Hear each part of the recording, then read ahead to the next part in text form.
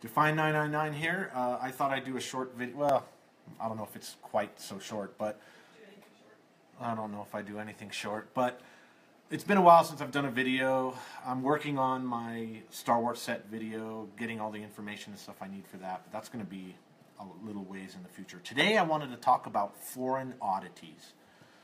What do I mean by foreign oddities? I mean things within my collection, whether they be comic book related or whatever related, that are foreign, of course. That's my main focus.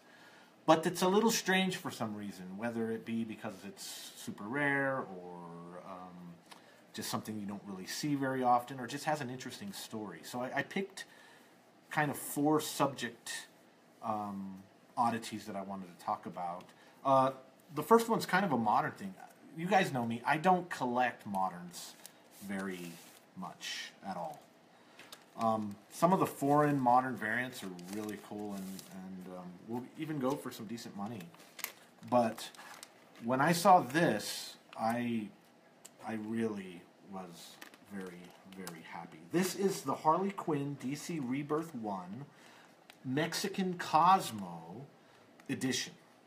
Now, I think there's something like 70, maybe 75 different versions of the Harley Quinn 1 variants. This one is different in that it came pre-packaged with the Mexican Spanish language Cosmo. It came out in August, I believe, so around the same month. I think that the Harley Quinn 1 came out August 3rd or something like that. So this came out relatively around the exact, same month.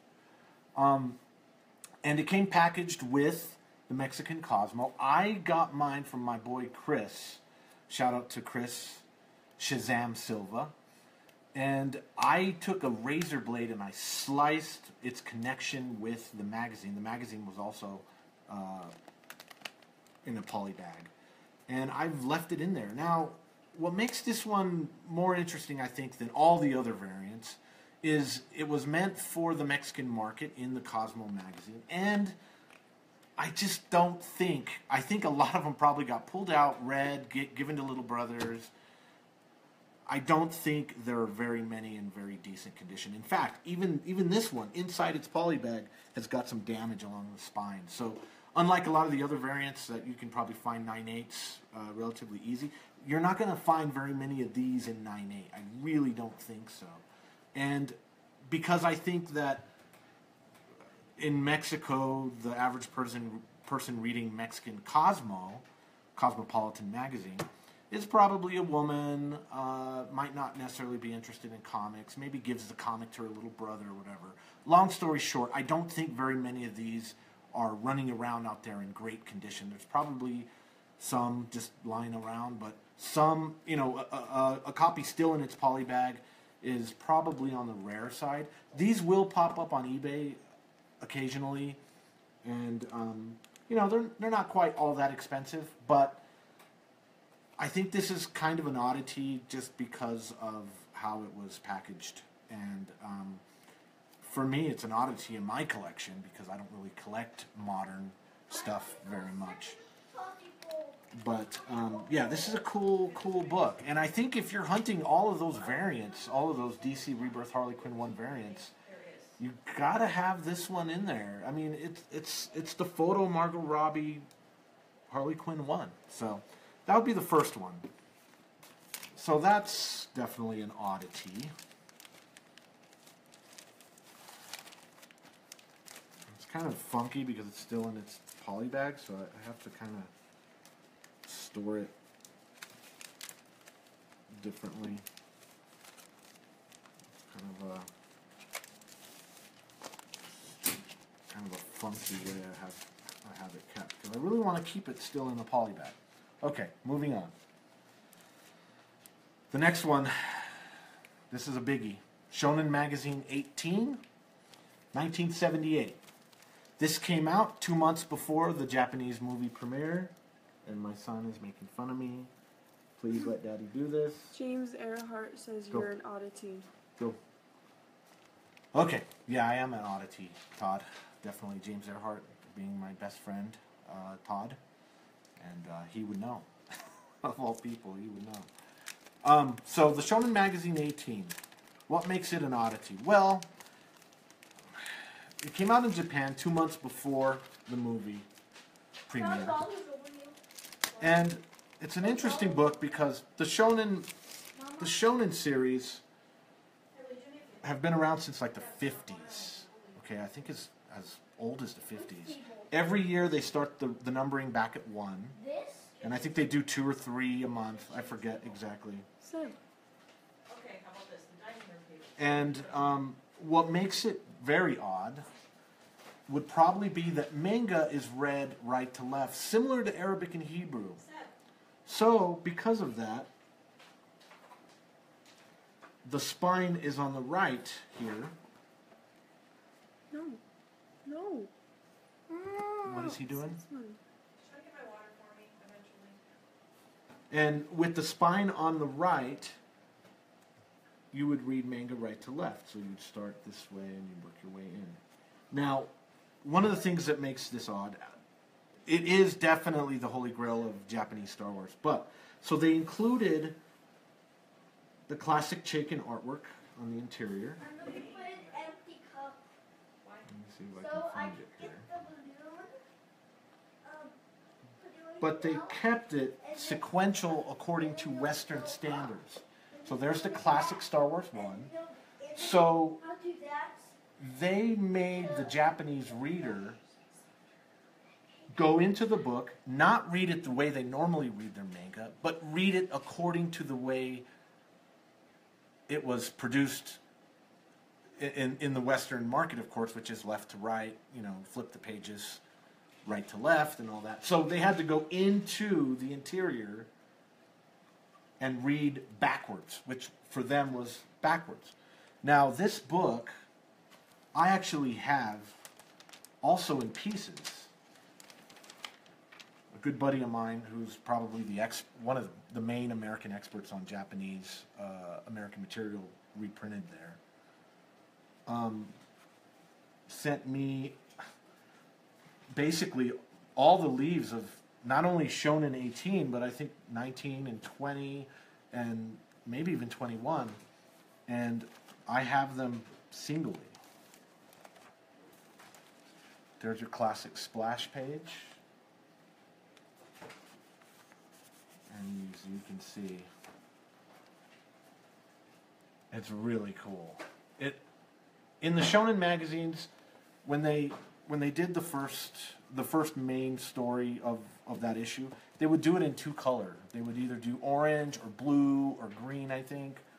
And I guess they just did that as a way to keep it affordable, to keep costs down. But this is a really, really cool foreign oddity for sure. Shonen 18. If you're a Star Wars collector and you collect the foreign stuff, this is the holy grail of Japan. It was reprinted 2 other times, but this is the first time. This was 2 months before the movie premiere. And it also includes some artwork by a famous Japanese illustrator. I don't quite know how to say his name. It's like Noriyoshi Ohari. And I think he did a lot of the Star Wars movie posters in Japan. So this has some of his work in it as well. Ken Worthing says, "Hey Matt." Hey Ken, what's up? Okay, so the next thing would be the Indonesian bootlegs. These are pretty incredible. I don't need to take this out because I've actually got it on my iPad. 6 Melawan Galaxy. Now this is issue 2. There were 3 of these particular Indonesian bootlegs that came out. They came out in 1978. They were published by Sanggar Kara. I don't know if I said that right. I do not think they were officially licensed. I definitely think they were bootleg, mainly because the famous Indonesian illustrator Jan Mintaraga redid issues 1, 2, and I believe 3 from the classic Marvel Chaikin 1977 run. And he redid every single panel. Now, this is issue 2. This has 6 Against the Galaxy within it. But this is where he redid the classic Chaykin artwork for issue 1, which is why, for me, I needed it for my set, for my Star Wars set. And it's completely redone from the original. He's wearing a red cloak. All of the features are similar, but definitely look in that Indonesian style. What? You might want to show it on the iPad because the light is making it. No, I'm going to show interior pictures on the iPad. Anyway, this is an awesome, awesome book. Indonesia is the land of bootlegs as far as the foreign collectors are concerned. Lots of bootlegs of every stripe and color and different crazy thing that you could imagine. I'm going to show some of the interior panels here. I have pictures of them. So you can see here 6 Against the Galaxy, and you can see Jean's redo within there.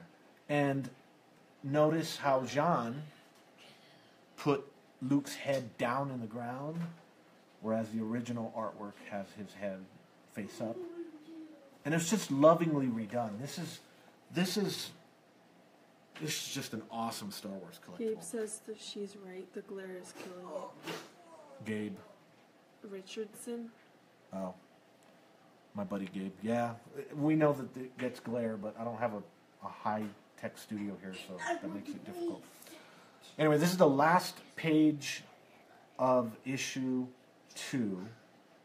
It's kind of got some classic artwork here with the Millennium Falcon right there in space. And you can see that Jean lovingly reproduced it. Some people actually, in some panels, prefer Jean's artwork. But he's a famous Indonesian illustrator, and he has since passed away. He died of cancer. He was a heavy smoker. And I got to thank my buddy Ahmad. He's helped me greatly with the Indonesian stuff.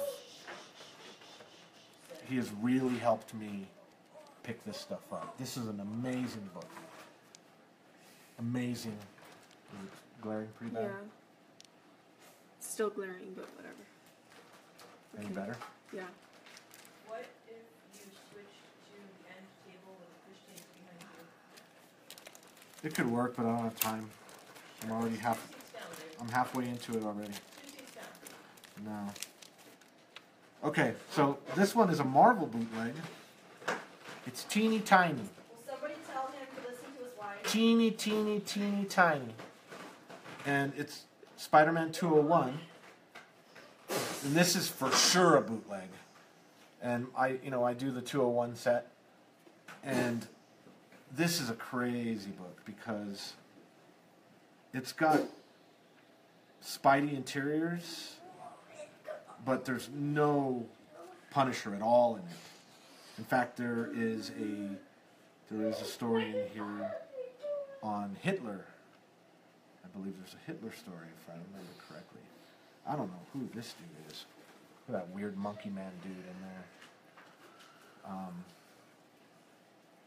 The Spider-Man versus Budak Sitan.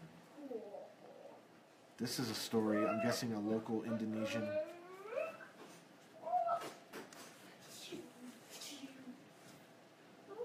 Some kind of local Indonesian superhero story. And I guess this one isn't the one that had the Hitler story in there.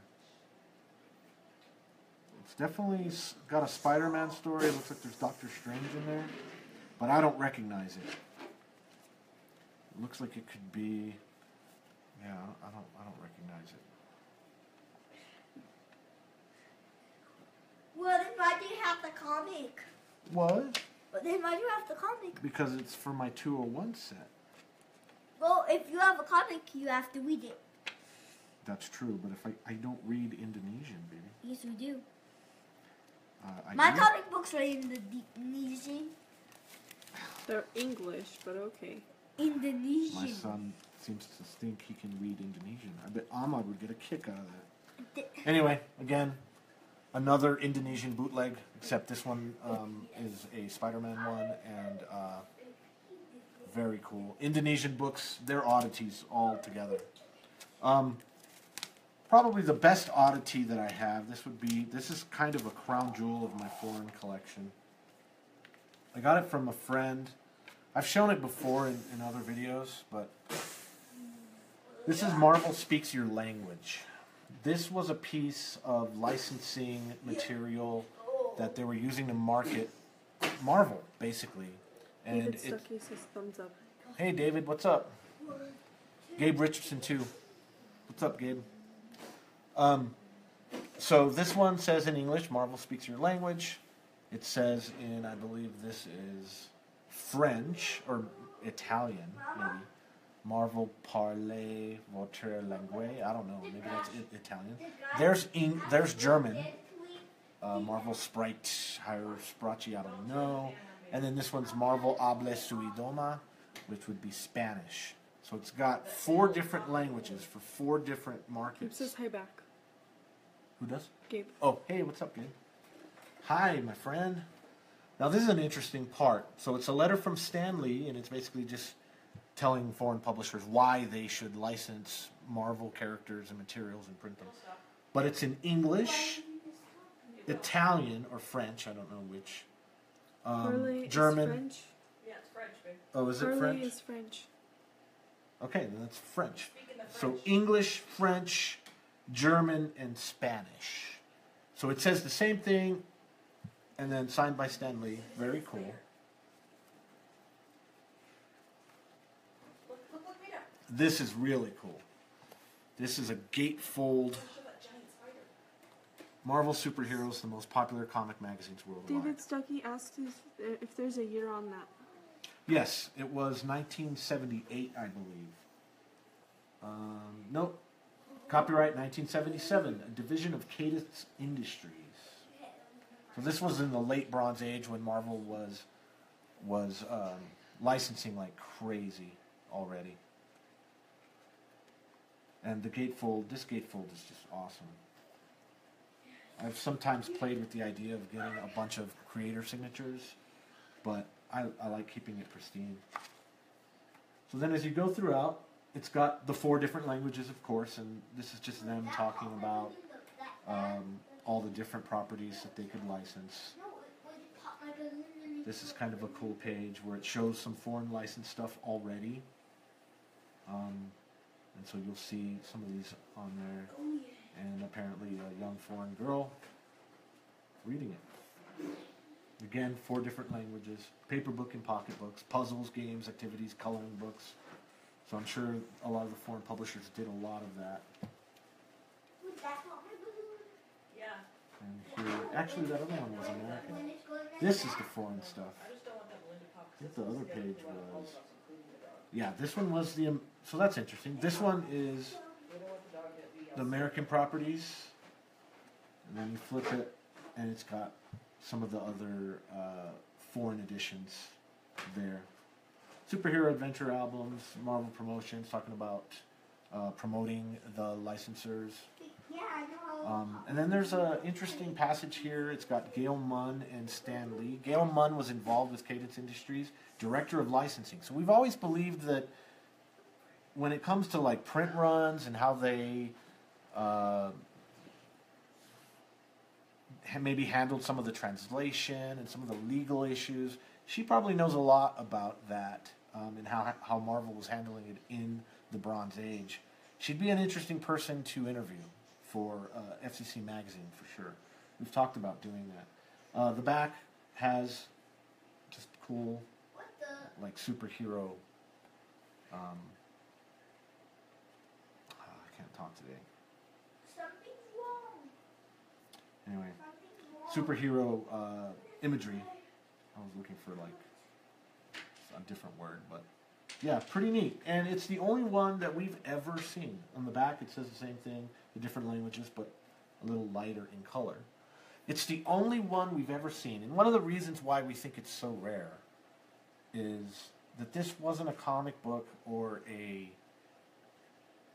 collectible of some sort. This was purely a piece of marketing material.